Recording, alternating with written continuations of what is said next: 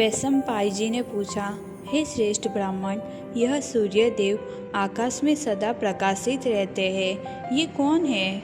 इनका प्रभाव क्या है? और करुणामय ईश्वर का जन्म कहाँ हुआ है?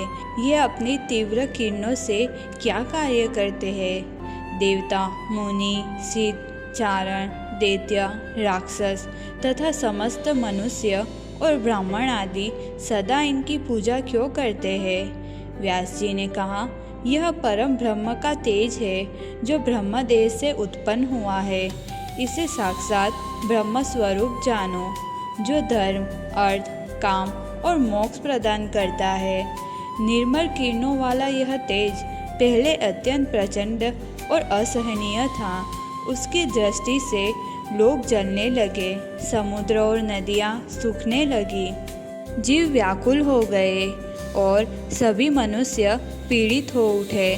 तब इंद्र आदि देवता ब्रह्मा जी के पास गए और अपनी व्यथा कहने लगे।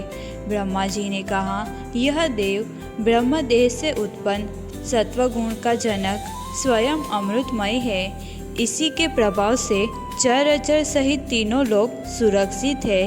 अंडज, जरायुज, स्वेदज और अद्भिज सभी जीव इसी से उत्पन्न और पालित है। सूर्य के प्रभाव का पूर्ण वर्णन करना असंभव है। प्रातः काल में इनके दर्शन मात्र से पापों का नाश हो जाता है।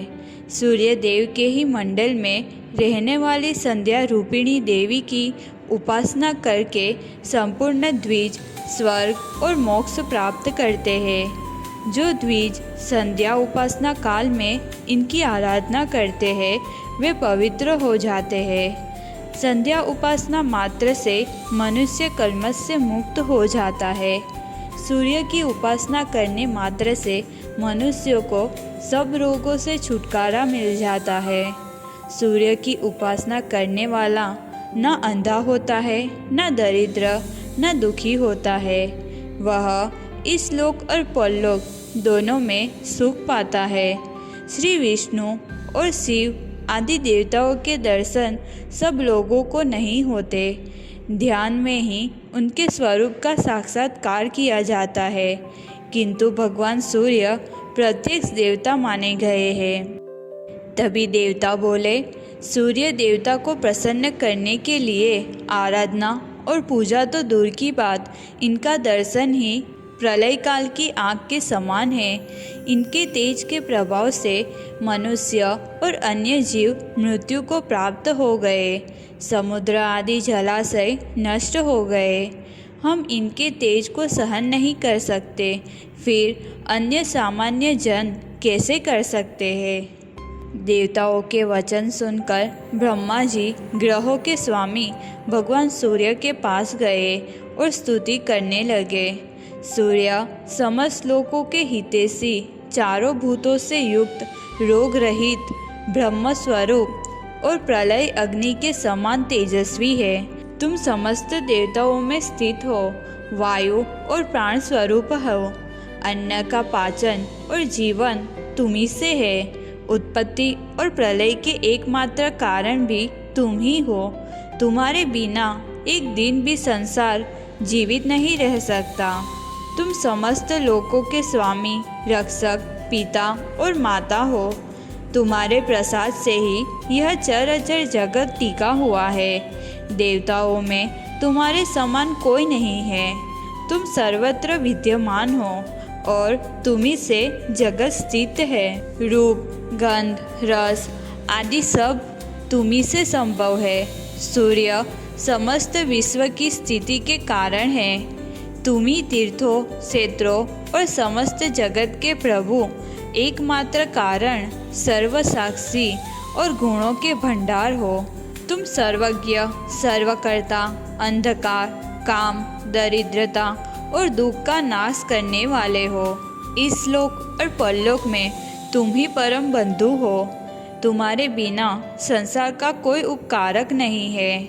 आदित्य बोले, हे पितामह ब्रह्मा, जो करना उचित हो शीघ्र बताइए, मैं वैसा ही करूँगा। ब्रह्मा जी बोले, तुम्हारी किरणें अत्यंत प्रचंड और लोगों के लिए असहनीय है। उन्हें कोमल बनाने का उपाय करो। आदित्य बोले, वास्तव में मेरी कोटि कोटि किरणें संसार का विनाश करने वाली ही है, अतः आप किसी युक्ति द्वारा इन्हें खराद कर कम कर दे। तब ब्रह्मा जी की आज्ञा से विश्वकर्मा ने वज्रमय सान बनाकर प्रलय अग्नि के समान तेजस्वी सूर्य को आरोपित करके उनके प्रचंड तेज को छाट दिया। उस छटे हुए तेज से ही भगवान श्री विष्णु का सुदर्शन चक्र, यम का दंड, शंकर जी का त्रिशूल, काल का खड्ग, कार्तिकेय को आनंद प्रदान करने वाली शक्ति तथा भगवती दुर्गा के शस्त्र बने। सूर्य देव की 1000 किरणें शेष रह गई, बाकी सब छाट दी गई। कश्यप मुनि के अंश और अदिति के गर्भ से उत्पन्न होने के कारण सूर्य आदित्य के नाम से प्रसिद्ध हुए। वे मेरु पर्वत की शिखरों पर भ्रमण करते रहते हैं। ये दिन रात इस पृथ्वी से लाखों योजन ऊपर रहते हैं। विधाता की प्रेरणा से चंद्र आदि ग्रह भी उनके साथ चलते हैं। सूर्य 12 स्वरूप धारण करके 12 महीनों में 12 राशियों में संक्रमण करते रहते हैं। उनके संक्रमण से ही संक्रांति होती है, जिसको प्राय सभी लोग जानते हैं। धन, मिथुन, मीन और कन्या राशि की संक्रांति को सरस्वती कहते हैं तथा वृषभ, वृश्चिक, कुंभ और सिंह राशि पर जो सूर्य की संक्रांति होती है उसका नाम विष्णुपदी है। सरस्वती नाम की संक्रांति में किए हुए पुण्य कर्म का फल 86,000 गुना, विष्णुपदी में लाख गुना और उत्तरायण या दक्षिणायन आरंभ होने के दिन कोटि कोटि गुना अधिक होता है। दोनों अयनों के दिन जो कर्म किया जाता है वह अक्षय होता है। मकर संक्रांति में सूर्योदय के पहले स्नान करना चाहिए। इससे 10,000 गोदान का फल प्राप्त होता है। उस समय किया हुआ तर्पण, दान और देव पूजन अक्षय होता है। तिल, वस्त्र, अन्न, शैया, भूमि, गो आदि का दान करने से महान फल प्राप्त होता है। जो उक्त तिथि को तिल की गो बनाकर उसे सब सामग्रियों सहित दान करता है, वह 7 जन्म के पापों से मुक्त हो स्वर्ग लोक में अक्षय सुख भागी होता है। रविवार के दिन मनुष्य व्रत रहकर सूर्य को लाल फूलों से अर्घ्य दे। ऐसा करने से वह कभी स्वर्ग से भ्रष्ट नहीं होता। रविवार का व्रत परम पवित्र और हितकार है। वह समस्त कामनाओं को पूर्ण करने वाला पुण्यप्रद, ऐश्वर्यदायक, रोगनाशक और स्वर्ग तथा मोक्ष प्रदान करने वाला है। यदि रविवार के दिन सूर्य की संक्रांति तथा शुक्ल पक्ष की सप्तमी हो तो उस दिन किया हुआ व्रत, पूजा और जप सब अक्षय होता है। एक ही सूर्य 12 रूपों में प्रकट होते हैं। मार्गशीर्ष में मित्र, पौष में सनातन विष्णु, माघ में वरुण, फाल्गुन में सूर्य, चैत्र मास में भानु, वैशाख में तापन, ज्येष्ठ में इंद्र, आषाढ़ में रवि, श्रावण में गभस्थित, भादो में यम, अश्विन में हिरण्यरेता और कार्तिक में दिवाकर तपते हैं। इस प्रकार 12 महीनों में भगवान सूर्य 12 नामों से पुकारे जाते हैं। आदित्य, भास्कर, सूर्य, अर्क, भानु, दिवाकर, सुवर्णरेता, मित्र, पूषा, त्वष्टा, स्वयंभू और तिमिरास, ये सूर्य के 12 नाम बताए गए हैं। इन्हें पाठ करने से मनुष्य सब पापों और रोगों से मुक्त हो परम गति को प्राप्त होते हैं।